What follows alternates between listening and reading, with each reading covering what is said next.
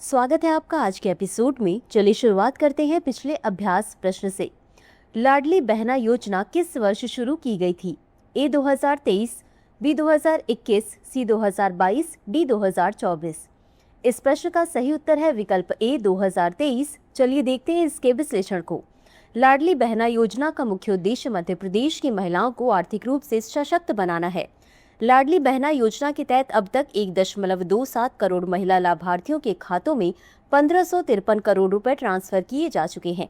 राज्य सरकार द्वारा राशि को 3000 रुपए प्रतिमाह करने से अब और अधिक महिलाएं इसका लाभ उठा सकेंगी और अपनी आर्थिक स्थिति में सुधार कर सकेंगी। इस योजना को मई 2023 में राज्य सरकार द्वारा शुरू किया गया था और इसके तहत 21 से 60 वर्ष की विवाहित महिलाओं को शुरू में 1000 रुपए की सहायता दी जाती थी, जिसे बाद में बढ़ाकर 1250 रुपए प्रति माह कर दिया गया। अतः विकल्प ए सही है। तो चलिए शुरुआत करते हैं आज के एपिसोड की पहले प्रश्न से। ग्रीन क्रिप्टो करेंसी के संदर्भ में निम्नलिखित कथनों पर विचार करें। 1. ग्रीन क्रिप्टो करेंसी डिजिटल मुद्राएं हैं जिन्हें पर्यावरणीय प्रभाव, विशेष रूप से उच्च ऊर्जा उपभोग और कार्बन उत्सर्जन को कम करने के लिए डिजाइन किया गया है। 2. लाइट कॉइन एक ग्रीन क्रिप्टो करेंसी है जिसे बिटकॉइन जैसी पारंपरिक डिजिटल मुद्राओं के लिए पर्यावरण अनुकूल विकल्प प्रदान करने के लिए बनाया गया था। उपर्युक्त में से कौन सा या कौन से कथन सही है या सही है? ए केवल 1, बी केवल 2, सी 1 और 2 दोनों, डी न तो 1 और न ही 2। इस प्रश्न का सही उत्तर है विकल्प ए केवल 1। चलिए देखते हैं इसके विश्लेषण को।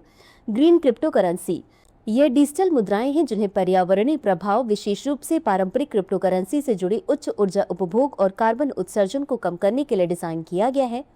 अतः कथन 1 सही है।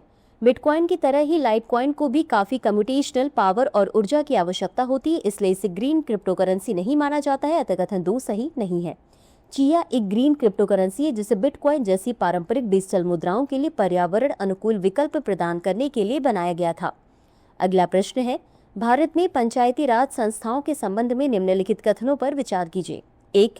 73वें संविधान संशोधन अधिनियम 1992 ने पंचायती राज संस्थाओं को संवैधानिक दर्जा प्रदान किया तथा अनुसूचित जातियों, अनुसूचित जनजातियों और महिलाओं के लिए सीटों के आरक्षण का प्रावधान किया। 2. जिला योजना समिति किसी जिले में ग्रामीण और शहरी क्षेत्रों के लिए विकास योजना का मसौदा तैयार करने के लिए जिम्मेदार होती है। उपर्युक्त में से कौन सा या कौन से कथन सही है या सही है? ए केवल 1, बी केवल 2, सी 1 और 2 दोनों, डी न तो 1 और न ही 2। इस प्रश्न का सही उत्तर है विकल्प सी 1 और 2 दोनों। चलिए देखते हैं इसके विश्लेषण को। पंचायती राज संस्थाएं या पीआरआई। 73वें संविधान संशोधन अधिनियम 1992 ने पीआरआई को संवैधानिक दर्जा दिया और एक समान संरचना, चुनाव, अनुसूचित जाति, अनुसूचित जनजाति और महिलाओं के लिए सीटों का आरक्षण और पीआरआई को निधि, कार्य और पदाधिकारियों के हस्तांतरण की व्यवस्था स्थापित की। अतः कथन 1 सही है। पंचायती राज संस्थाओं के निर्वाचित सदस्यों का कार्यकाल 5 वर्ष का होता है। जिला योजना समिति किसी जिले में ग्रामीण और शहरी क्षेत्रों के लिए विकास योजना का मसौदा तैयार करने के लिए जिम्मेदार होती है। अतः कथन 2 सही है। अगला प्रश्न है, राफेल क्या है? ए परमाणु पनडुब्बी, बी लड़ाकू विमान, C assault rifle, D anti tank missile. इस प्रश्न का सही उत्तर है विकल्प बी लड़ाकू विमान। चलिए देखते हैं इसके विश्लेषण को। राफेल फ्रांस का डबल इंजन वाला और मल्टी रोल लड़ाकू विमान है जिसे फ्रांस की डेसॉल्ट एविएशन कंपनी द्वारा डिजाइन किया गया है।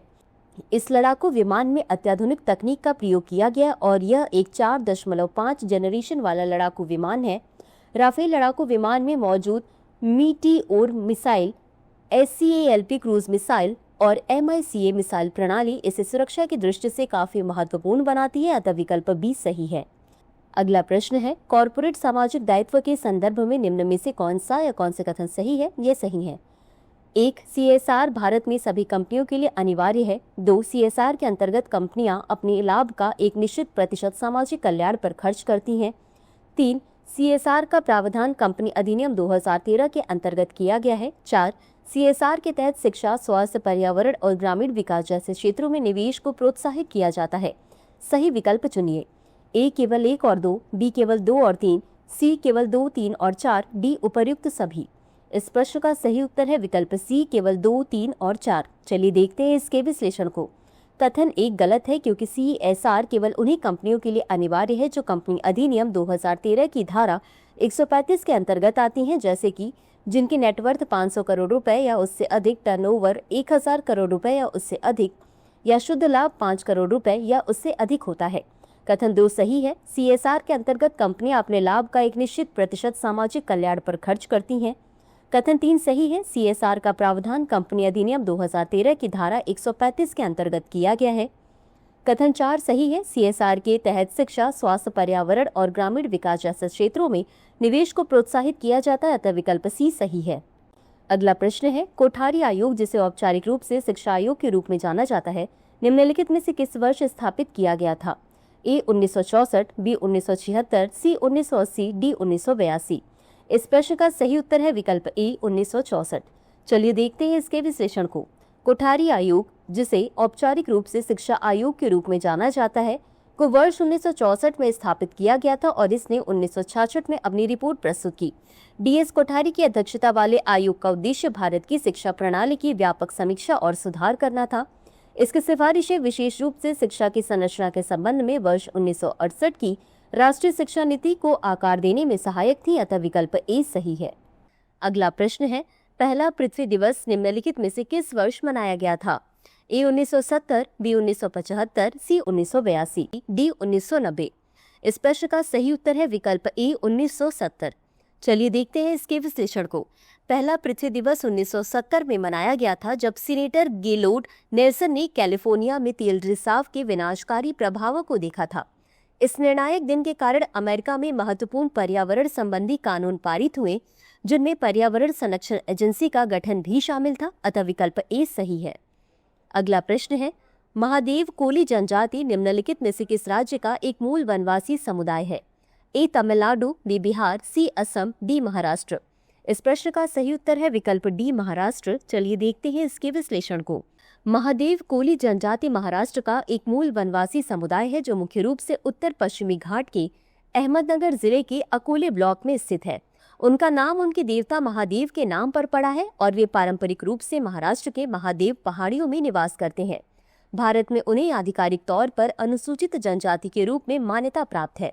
कृषि के अलावा वे पशुपालन, डेयरी और मुर्गी पालन तथा मजदूरी का काम भी करते हैं, अतः विकल्प डी सही है। अगला प्रश्न है, लेजर व्हिस्लिंग डक के संदर्भ में निम्नलिखित कथनों पर विचार करें। 1. यह आमतौर पर ईख से ढकी हुई झीलों और गांव के तालाबों जैसी आर्द्रभूमि में पाया जाता है। 2. IUCN के अनुसार इसे सबसे कम चिंताजनक श्रेणी में वर्गीकृत किया गया है। उपर्युक्त कथनों में से कौन सा या कौन से सही है या सही है? ए केवल 1, बी केवल 2, सी 1 और 2 दोनों, डी न तो 1 और न ही 2। इस प्रश्न का सही उत्तर है विकल्प सी 1 और 2 दोनों। चलिए देखते हैं इसके विश्लेषण को। लेजर व्हिस्लिंग डक यह आमतौर पर ईख से ढकी हुई झीलों और गांव के तालाबों जैसी आर्द्रभूमि में पाया जाता है, अतः कथन 1 सही है।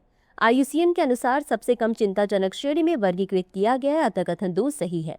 वे रात्रिचर आहारक हैं जो दिन के समय झीलों और गीले धान के खेतों के आसपास झुंड में पाए जा सकते हैं।